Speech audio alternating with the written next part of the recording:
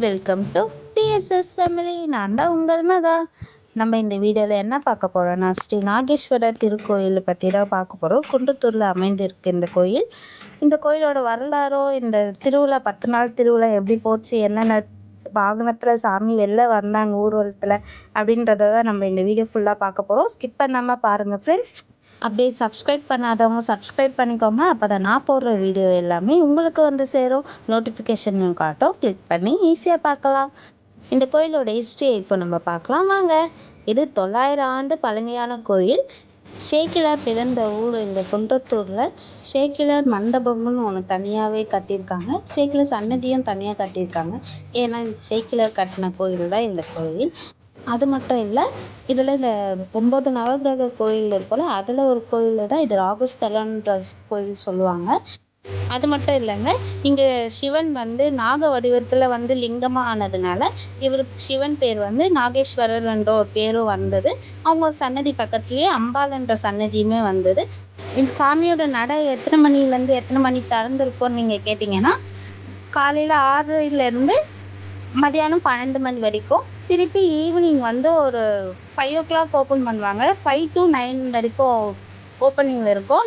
அதுக்கப்புறம் க்ளோஸ் பண்ணிவிடுவாங்க. அதுவும் இல்லாமல் மதியான நேரத்தில் வந்து 12 மணிக்கு மேலே இங்கே எப்பயுமே அன்னதானம் போட்டுகிட்டே இருப்பாங்க. ஒரு ட்ரை சைக்கிளில் வச்சு ஒரு பெரிய ட்ரம்மில் வச்சு அன்னதானம் போடுவாங்க. யாருக்காக இருந்தாலுமே போடுவாங்க. இவங்க அவங்கன்னா பிரித்து பார்க்க மாட்டாங்க இந்த கோயிலில். அது ரொம்ப ஸ்பெஷலான இது தான். உங்களுக்கு யாருக்காவது ராகு கேது தோஷம், திருமணம் லேட்டாக ஆகுது, குழந்தை பிறக்க லேட் ஆகுது, நாகதோஷம் இருக்குது அப்படின்றவங்கலாம் இந்த ஸ்தலத்தில் வந்து நம்ம வழிபாட்டு பண்ணோன்னா, நாகேஸ்வரரை நினச்சி நம்ம வழிபாட்டு பண்ணோன்னா அந்த தடையெல்லாம் நீங்கி நம்மளுக்கு நல்லதே நடக்கும்ன்றத சொல்லுவாங்க. ஏன்னா எனக்கும் நல்லதே நடந்திருக்கு. நான் பொய்லாம் சொல்லலைங்க, நான் உண்மையை தான் சொல்கிறேன். ஏன்னா எனக்கு பாப்பா பிறக்க ரொம்ப வருஷம் கழிச்சு தான் எனக்கு பாப்பா பிறந்தது. அதுக்கு எல்லாத்துக்குமே காரணம் இந்த நாகேஸ்வரர் மட்டும்தான். ஏன்னா நான் தினமும் கோயிலுக்கு போவேன். பிரதோஷ நேரத்தில், சிவராத்திரி, சித்திரை பௌர்ணமி எல்லா தேவையுமே நாகேஸ்வரர் வழிபாட்டதுனால தான் எனக்கு என் கையில் ஒரு குழந்தை இருக்குது. நான் உண்மையை தான் சொல்லிகிட்ருக்கேன். உங்களுக்கும் கடவுள் மேலே நம்பிக்கை இருந்தேன்னா இந்த கோயிலில் வந்து ஒரு வாட்டி வந்து நம்ம மனசார நம்ம சாமியை கும்பிட்டுட்டு போனோம்னா மனசுக்கும் நிம்மதியும் கிடைக்கும். நான் இந்த சாமி விஷயம் மட்டும் சொல்லலை, நம்ம எந்த விஷயத்தில் நம்பி இறங்கி ஒரு விஷயத்த நம்ம துணிஞ்சு பண்ணுறோமோ அது எல்லாமே நம்ம சக்ஸஸாக தான் முடியும். நான் நிறைய விஷயத்தில் ஃபேஸ் பண்ணி நான் துணிஞ்சு இறங்கி நான் சக்ஸஸ் ஃபேஸ் பண்ணியிருக்கேன். ஸோ அதனால் இந்த யூடியூப் விஷயத்துலேயும் நான் துணிஞ்சு தான் இறங்கியிருக்கேன். ஸோ ஆனால் எனக்கும் சக்ஸஸ் கிடைக்கும்ன்றதை நம்புகிறேன். இந்த நம்பிக்கை வந்து எனக்கு எதனால் உருவாச்சுன்னா அது எல்லாமே உங்களால் மட்டும்தான் ஃப்ரெண்ட்ஸ். ஏன்னா நீங்கள் எனக்கு இவ்வளோ சப்போர்ட் பண்ணுறீங்க, இன்னமும் எனக்கு சப்போர்ட் பண்ணுவீங்கன்னு நம்பி தான் எல்லாமே நான் இந்த வீடியோஸ் எல்லாமே உங்களுக்கு அப்லோட் பண்ணிகிட்ருக்கேன். சப்ஸ்கிரைப் பண்ண மறந்துடாதீங்க ஃப்ரெண்ட்ஸ். அப்புறம் இந்த கோயிலில் என்னென்ன திருவிழா நடக்கும்ன்றதை பார்க்கலாமா? அதுவும் சித்திரை மாதத்தில் பிரம்ம உற்சவம்னு சொல்லிட்டு 10 நாள் நடக்கும் கைஸ். அதை தான் நான் இப்போ உங்களுக்கு வீடியோவாக காட்டிகிட்ருக்கேன். இந்த மியூசிக் கேட்டாலே நம்ம உடம்புல அப்படியே ஃபுல் எனர்ஜியாக வருது. ஒரு வைப்பு நம்மளே அறியாமல் அந்த வைப்பு வந்துருக்கு ஃப்ரெண்ட்ஸ். உங்களுக்கும் அந்த ஃபீலை வந்திருக்கா? நீங்களும் கேட்டிருக்கீங்களா? எனக்கு கூட ஷேர் பண்ணுங்கள் கமெண்ட்ஸில். அப்புறம் நம்ம சேக்கிழார் குரு பூஜைன்ற திருவிழாவும் நடக்கும். ஃபஸ்ட்டெல்லாம் அப்போ இருந்த காலத்துலலாம் எங்கள் மாமனார் சொல்லிகிட்டு இருப்பார், சேக்கிழார் குரு பூஜை திருவிழா வந்தாலே செம்ம கிராண்டாக நடக்குமா. இந்த 10 நாள் திருவிழாவை விட இந்த சேக்கிழார் திருவிழா தான் ரொம்ப கிராண்டாக நடக்கும். அதில் ஒரு நாள் வந்து வாத்து திருவிழான்னு சொல்லிட்டு வைப்பாங்களாம். அந்த வாத்து திருவிழாவில் எல்லாருமே வாங்கி ரிலேஷன்ஸ்லாம் ஊர்லேருந்து வருவாங்கள்ல, அவங்களுக்குலாம் வந்து வாத்து வாங்கி சமைச்சி கொடுப்பாங்களாம். அதிலே ஒரு நாள் வாத்து திருவிழான்ற ஒரு விழாவினே வைப்பாங்களாம். அதை கேட்கும்போதெல்லாம் நல்லாயிருக்கும். பட் ஆனால் இப்போ தான் அந்த திருவிழா மாதிரி இல்லை, எல்லாமே கடந்து போயிடுச்சு. இப்போ வந்து சேக்கிழார் குரு பூஜை வந்து கொஞ்சம் கம்மியாயிடுச்சு.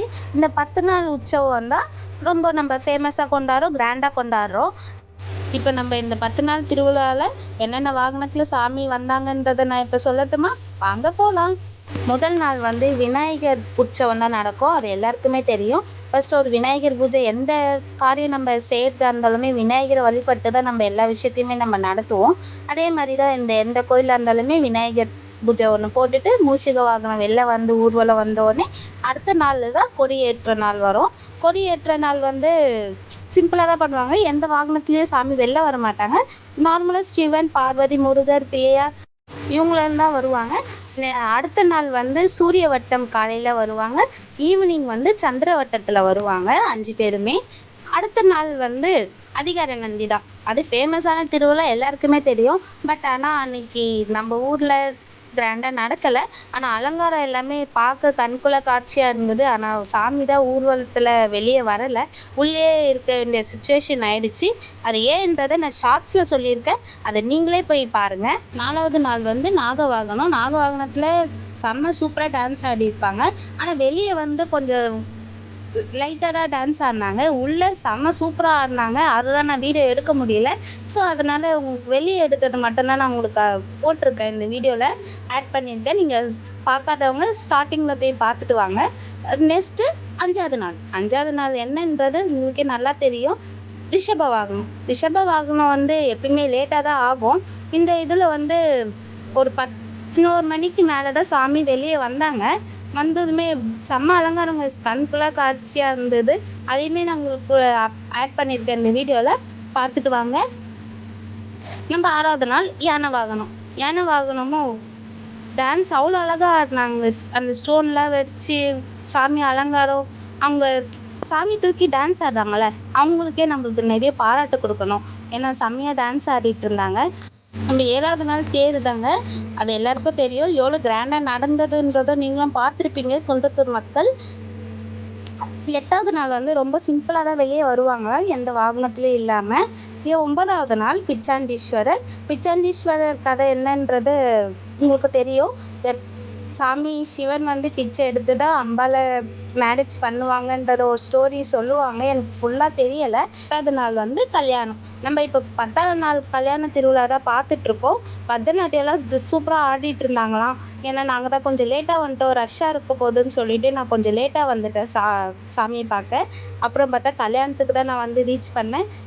அன்னதானம் கொடுத்தாங்க, அதையும் நான் சாப்பிட்டுட்டு சாமி கல்யாணத்தையும் முடிச்சுட்டு செம்ம அலங்காரங்க, கண்குள்ள காட்சியாக இருந்தது. நைட்டு வீட்டுக்கு போகவே தோணலை, சாமியை பார்த்துட்டே இருக்கலாம்னு தோணுச்சு.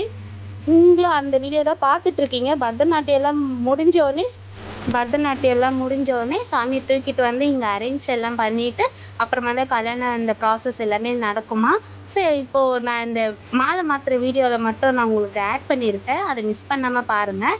ஏன்னா அது அவ்வளோ அழகாக இருந்துச்சு. அவங்க டான்ஸ் ஆடிக்கிட்டே மாலை எடுத்து சிவனும் பார்வதியும் எக்ஸ்சேஞ்ச் பண்ணிக்கிறாங்க. அது அழகாக இருந்துச்சு பார்க்க. அப்புறமே இந்த கோயிலுக்கு நீங்களும் வந்திருக்கீங்கன்னா இந்த மாதிரி எக்ஸ்பீரியன்ஸ் உங்களுக்கும் இருக்கா, என் கூட ஷேர் பண்ணிக்கோங்க கமெண்ட்ஸில். இந்த மாதிரி உங்கள் ஊர்லேயும் இந்த மாதிரி திருவிழாலாம் நடந்திருக்கா, அதில் எந்த வாகனத்தில் சாமி அலங்காரம் உங்களுக்கு ரொம்ப பிடிக்கும்ன்றதை என் கூட ஷேர் பண்ணிக்கோங்க. இந்த வீடியோக்கு லைக் பண்ண மறந்துடாதீங்க, ஷேர் பண்ண மறந்துடாதீங்க, அப்புறம் சப்ஸ்கிரைப் பண்ண மறந்துடாதீங்க. பெல் பட்டனும் கிளிக் பண்ணிக்கோங்க, அப்போ தான் நான் போடுற எல்லா வீடியோ உங்களுக்கு வந்து சேரும். Tata, bye bye, see you next video. இன்னொரு வீடியோவில் வந்து சந்திக்கும் வரை நான் தான் உங்கள் மகா.